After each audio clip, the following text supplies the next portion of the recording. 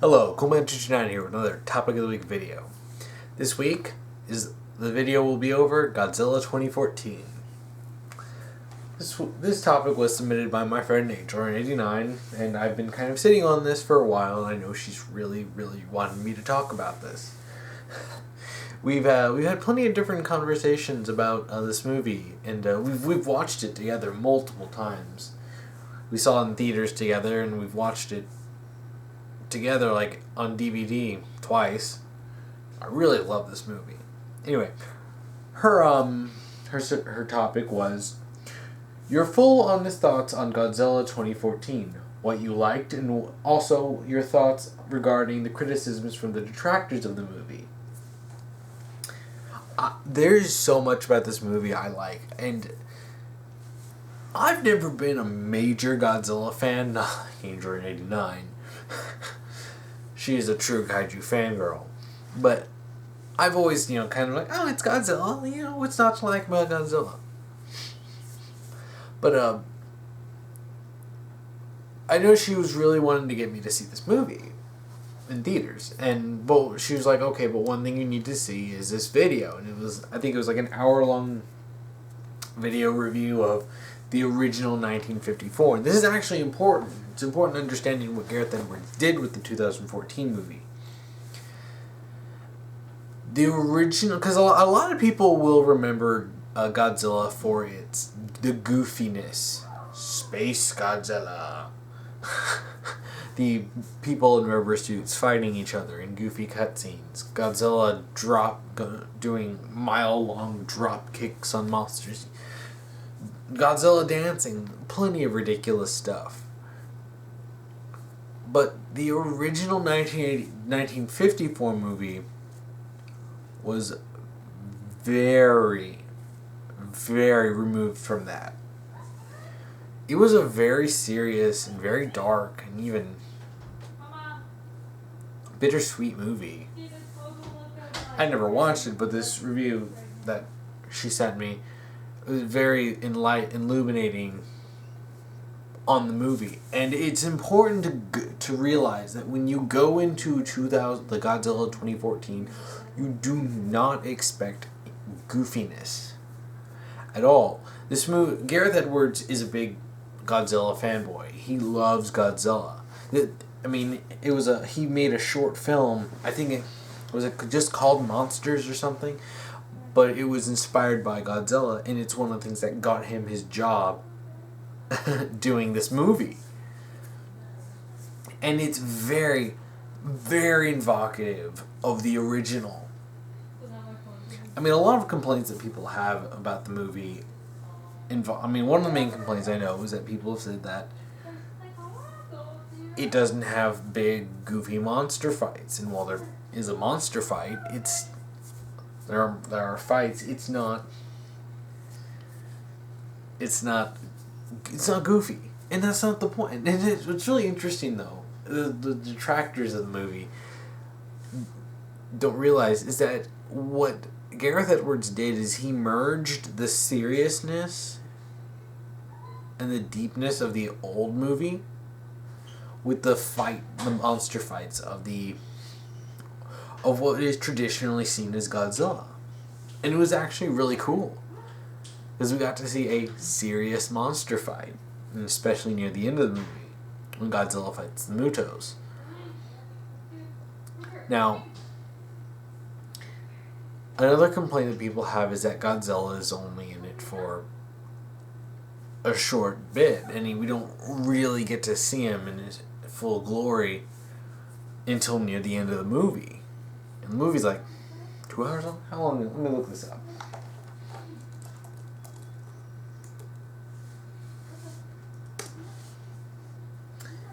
It's like 2 hours long or something.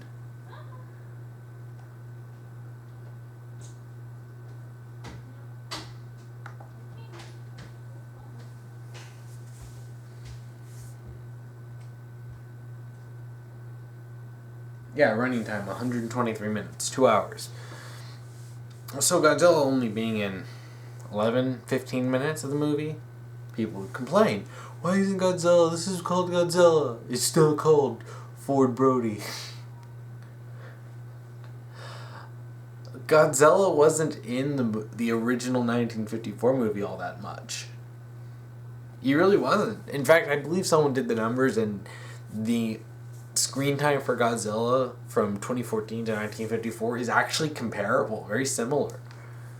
And a lot of it comes down to Gareth Edwards invoking the original. The original movie was very, very serious. In a way, almost,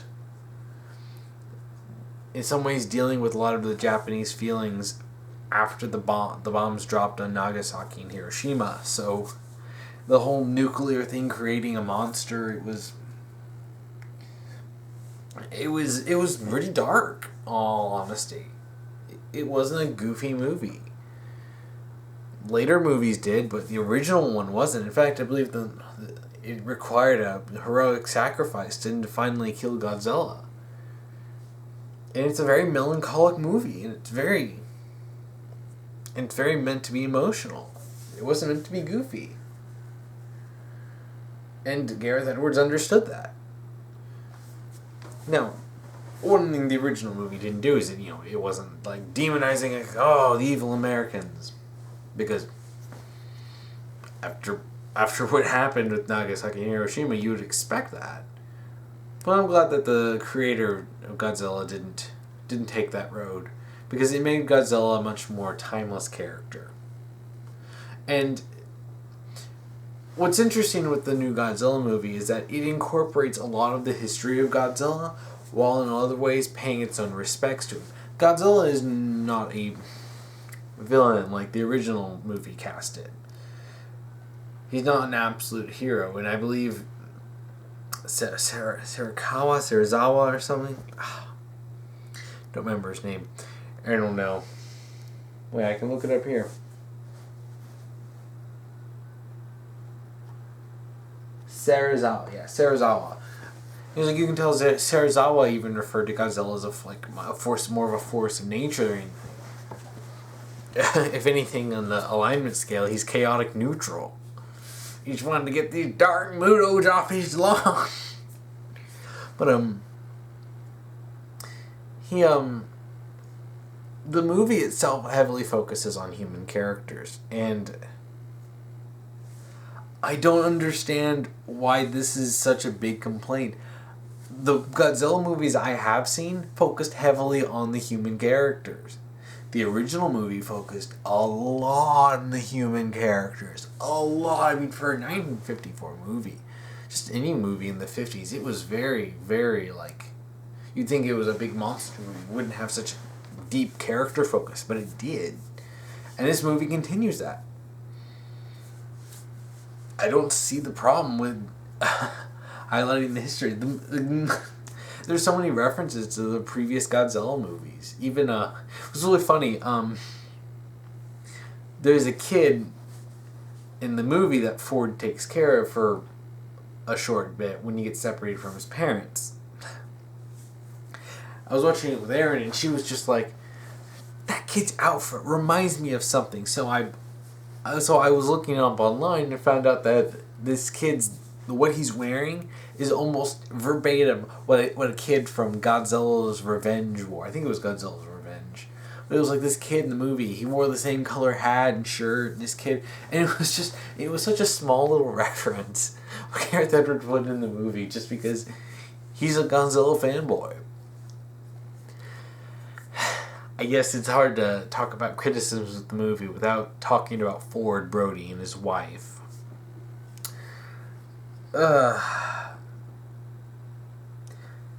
This is the same problem that people that I have with people criticizing humans in Transformers, saying that there shouldn't be humans in this kind of thing, which is ridiculous.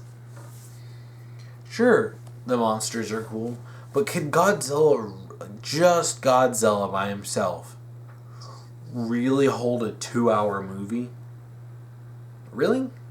Because I don't think so. Excuse me. We can't talk to Godzilla. We can't hear Godzilla's thoughts, and if we did, it would just be goofy. But we need these human characters to supplement that aspect of the movie. We need characters we can relate to, characters we can root for, that are stuck in the middle of this chaos. And Ford Brody acts as the main character. A lot of people get really pissed off. Oh, and there will be spoilers for the movie. I probably should have mentioned that at the beginning, but there will be spoilers, since this is a fairly recent movie. But a lot of people complain about Ford, saying he's boring, he's stupid, I hate Ford. Ford is military, and I don't see the huge problem people have with a character like Ford. I liked him. I honestly don't have, love him, but he's a good character. I mean, I'll just seg you into things that I like eventually, but I mean, I know a lot of people love Joe, played by Bryan Cranston. And as someone who's never actually seen Bryan Cranston act, I've never watched any shows he was in, I never watched any movies, and this is the first time I've ever had exposure to actually watching Bryan Cranston anything outside of clips or sound bits and GIFs. But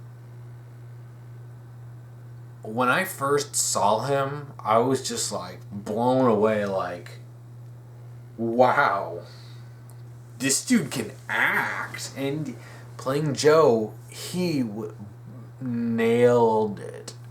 And he's definitely a driving force of why this movie is good. At least part of it. Because he does end up dying. Now, anyone who knows me knows that I hate character deaths. I hate character deaths unless they're really well done. Because you don't kill off a character unless it's good for the story. And you really can't do much else with them. And even then, you're playing with fire by killing off a character. Especially someone as likable as Joe, played by someone with such acting power as Bryan Cranston. But when I was watching the movie in the theaters, and I was watching it, and you get to this part when I was just sitting there, I'm like, Joe's going to die. And of course he did die not too long after that, but not before having a final moment with Ford. And a lot of people, I know there are a lot of people who are basically like, I just came for the Godzilla fight, or something like that. You have to understand, if you just want that, just wait till those scenes come up on YouTube. Really. Or wait till you can buy the DVD and fast forward to those parts. I don't understand people who go into something like this and only want a snippet and basically complain when they watch it and they don't just get that snippet. I mean, I'll talk about this when I get into stuff I really like about this movie, but it does have a very nice flow to it. And it does have a nice build-up, and it's something Gareth Edwards really specialized in.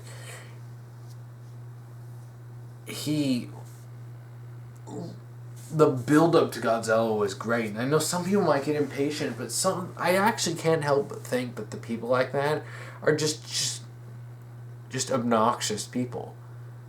You can't sit there going, "Where's Godzilla? Where's Godzilla?" I mean, come on. The story with Ford and Joe was great. I really enjoyed that. I really enjoyed seeing their relationship. They had a lot of emotions to it. And for people who say that Ford's actor can't act, it's not that he can't act. It's not that he wasn't acting. He was serious. He was acting serious. Honestly, I've met people like Ford. There are some people who aren't expressive. There's a difference between being unexpressive and then being unable to act. Aubrey Plaza's vocal performance as Eska in Book 2 of Korra is bad acting. Ford is acting serious. I mean, I knew a guy in college, and it's not that he never had any emotions. He was just very, very mute on how he expressed emotions. You see Ford expressing emotions mostly around his wife and his son. So, it's never that he doesn't express emotions, it's that he's not... He's definitely not as expressive as Joe. Joe is like... Especially when you find him doing conspiracy mode, he's really intense. And that's one of the reasons why Bryan Cranston does bring a lot of pull to the scenes he's in. He just has such... He has presence on screen. He's someone like Benedict Cumberbatch. When they're acting, you're just like, whoa. But Joe's death was something that ended up forwarding Ford's character arc. And we see him do that stuff and go on and try to, stop the Mutos. I have so little to actually complain about this. Having rewatched it with more critical eyes, I've loved this movie even more because I'm noticing all these little details. All these little details of stuff I never noticed. Because the relationship between Ford and his wife, who only appears in the beginning of the movie, she dies. It's like, there's so many little understated things about their relationship. And it's like... And it's so much about them seems so normal. And it's... and it doesn't feel like we're a movie family kind of a thing. It legitimately feels like you just walked in with a camera on them on just any old day of their life. One of the important details in that beginning scene, almost every scene that Bryan Cranston is in, you can see his wedding ring. And almost every single scene. This is something that had to have been done on purpose. Whenever he's holding a phone, he's holding it in his left hand and he's turned. You can see it. When he's on the door and he's about to hold it, and he has to close it down, or else, the radiation will leak. You can see him when he's holding on to stuff. He's holding on to stuff, like, he's holding on to stuff and you can see his left hand and you can see his ring. And it was like... It was just really playing up the fact that when he had to see his wife on the other side of this door with the radiation die, it's like... Whew. The movie is emotional, and it's legitimately emotional. One of the things that really makes this movie fantastic is not just any one thing, and this is something that I actually talked with Aaron about one of the times we've watched it. What makes Godzilla such a good movie is not any one thing. It's the combination of everything in this movie working in tandem to be a thrilling experience. Everything from the music, the cinematography, the acting, the special effects. Just everything about it works well. I know, so the way some scenes were shot combined with the music really lent it a lot of weight. When you see Godzilla, like one time excuse me, it was showing this one scene, I don't remember where it was, but I remember it was just the way the music was playing as the scene was shot. It was just something really struck out to me. It was just like, wow. And it was just blew me away. I can't even really explain it. When you see the acting, when you see Ford doing stuff, when you see the people talking to each other, the writing of it, all these characters, it just flows together. One of the things that a lot of people don't understand is that when you need to have an ebb and flow to everything in the movie, or a show, or a book, or any kind of fiction at all. If you have constant action, you're going to end up with a plateau. Constant balls to the wall action, you end up with crappy movies like Mission Impossible Ghost Protocol, which are outright boring just because it's non-stop action, 100% of the time. Ah, we're all gonna die. Oh, no, we're all alive. Ah. And that's so boring. I remember watching Ghost Protocol. I wanted to write a Tumblr post on this one time just about how awful the movie was and how it was just, the action was boring because it was constant boring with almost no relaxation. What Godzilla does is what any good movie should do, It has quiet moments. And I've heard people talk about this in many things, including games like Halo and stuff, and any action movies. But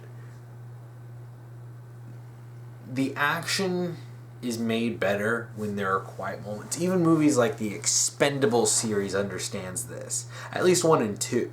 I haven't seen the third one yet. It was like, you need to have quiet moments. You need to have character development moments. You need to have stuff that's building up. And then you get the action. If it started off in the first 10 minutes with a giant action scene with Godzilla, and then it just every 10 minutes another Godzilla action scene came up, the movie would be pretty boring. What Gareth Edwards does is he builds up your expectations to Godzilla throughout the entire movie up until, I believe it's the Hawaii scene, when you actually get to see Godzilla in full, but you don't get to see his fight with the male Muto. You get to see it secondhand through a camera on a TV. So you're teased of that up until the final battle in San Francisco, I believe, where you actually get the fight. It's just, and the build-up is so excellent. It's so expertly done that it teases you. It starts dripping, feeding you, and drip, drip, drip, and then it just, like, at the end, it just pulls out, like, opens the faucet. It's like, and then, you get Godzilla's atomic breath, and we actually get to see Godzilla doing his atomic breath. And even as someone who's not a big Godzilla fan, I did the Godzilla the series video, but I've never been a big Godzilla fan. But this it's exciting. I like this movie. It's so exciting. And I can't help but fanboy over this movie just because of how much I loved it.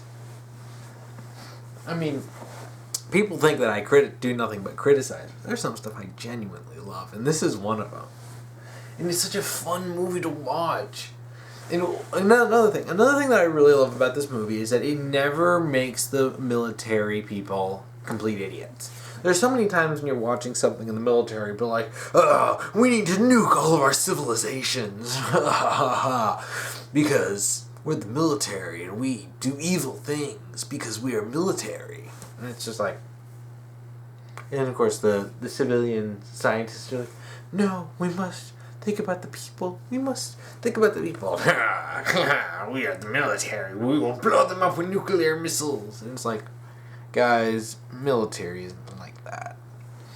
And the plan that the military has in this movie is not right. But we only know that because we're viewers. This is stuff that, playing off the... It's like watching the last action movie Hero.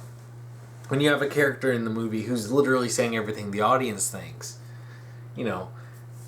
From the movie's perspective, from the characters and people in the movies, you sound like a complete whack job. And it's funny because Serizawa does basically straight up say, let Godzilla fight the Mutos. It's a force of nature. It needs to bring balance. And the military guys are like, we have 3 monsters.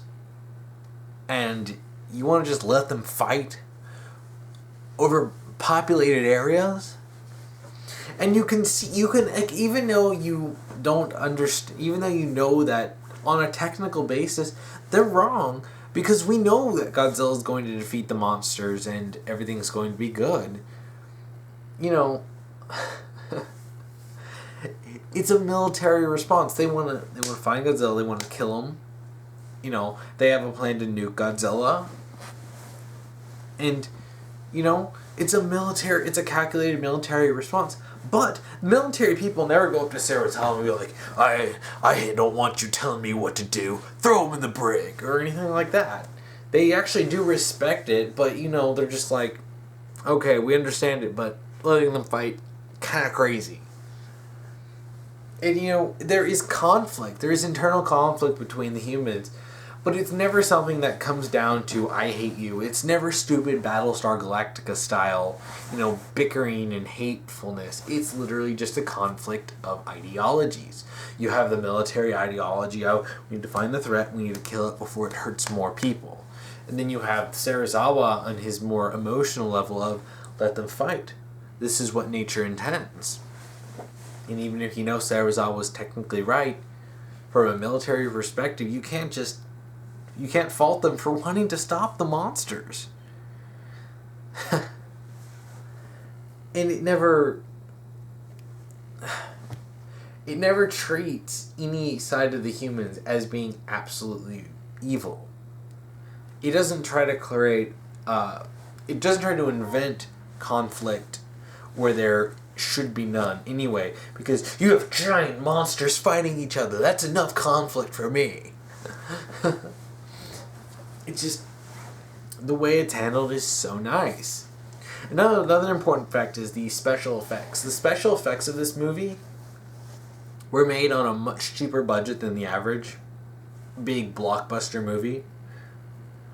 And it says something about Gareth Edwards' ability to direct and his ability, to work with a lower budget. Godzilla and the Mutos look fantastic. All that CG, it looks great, and it looks fantastic. I can't say realistic because it's not realistic, but the little effects in it and the way it was, some of the way it was done. This is some details that Aaron pointed out to me. The eyes of the Mutos, because if this was done with a back in like the 60s or 70s or something, they would have used some sort of Christmas tree lights or whatever, some sort of like light bulbs in the Muto's eyes to make it glow. Well, if on the zoom-ins on the Muto's eyes, it does look, it's all sort of a bioluminescence, but you have the details of it making it look like there are a bunch of little lamps in their eyes, even though it looks sort of like a creepy, buggy, insecty thing. It's these nice little touches that's basically a little nod to Godzilla, and it's so... it just makes me so excited, all these little details, the care and the love that went into this movie shows through every aspect of it. It's so enjoyable. It really is. And I really like Ford's character. I like Ford's character. I like Joe's character. I like his wife, Ellen. Who's his wife? Elle Brody. I really like her. I like Serizawa. I like the other doctor lady, Dr. Graham.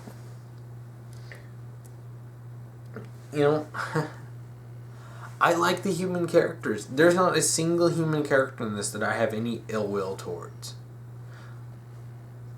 I mean, honestly, it's like even if this movie did a number of sort of cliche monster movie things, so much of this movie is so well handled that it doesn't even matter. Because a cliche that's handled, I don't know if I've said this before, but I've always said, like I don't know if I said this before in the previous topic video, but I always say that a cliche handled well is better than going a badly handled subversion of a cliche. In almost all instances, there's some cliches that should just never exist, but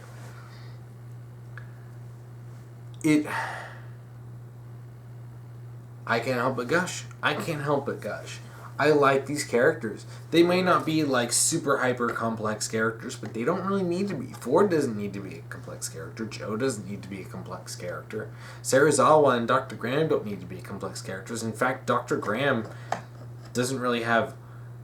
Dr. Graham and Serizawa technically aren't really that big in the plot. Joe dies, but I'm okay with his death. His death was well handled, which is very high praise coming from me. It's very high praise. But these characters are not bad. The military characters, I like them. Civilians, I like them. There are a few idiot military people, but like, there's always going to be that one idiot. Especially that one was when they fired on Godzilla. Like, Godzilla's not doing anything. But those are some nervous people with their fingers on a trigger. I loved it. The thing to pull away is that so much of this movie all works together. The writing, the acting, the chemistry between the actors, especially the relationship, the chemistry between Ford and Joe. I mean, it's like, all their scenes together were so great. I said this before, I just love parent-child relationships in fiction. The music, the cinematography, the special effects, the lighting, everything in this movie just worked. Everything clicked, and it's rare to find a movie where everything clicks like this, and the writing is good. It's really hard, and this movie, it's fantastic. I could watch this movie all the time. In fact, I think I have the movie. Yeah, I think I got it as a gift. Yeah, love this movie. So, that was, I believe, everything. Yeah, what I liked and my thoughts regarding the detractors. I think a lot of people just went in expecting a different kind of Godzilla movie. Which, the movie was pretty clear that it wasn't going to be like the old ones. And I think a lot of people who hate the movie, I think a lot of people, it mostly comes from the fact that it's not what they expected, and it's not a lot of times what they grew up with watching Godzilla.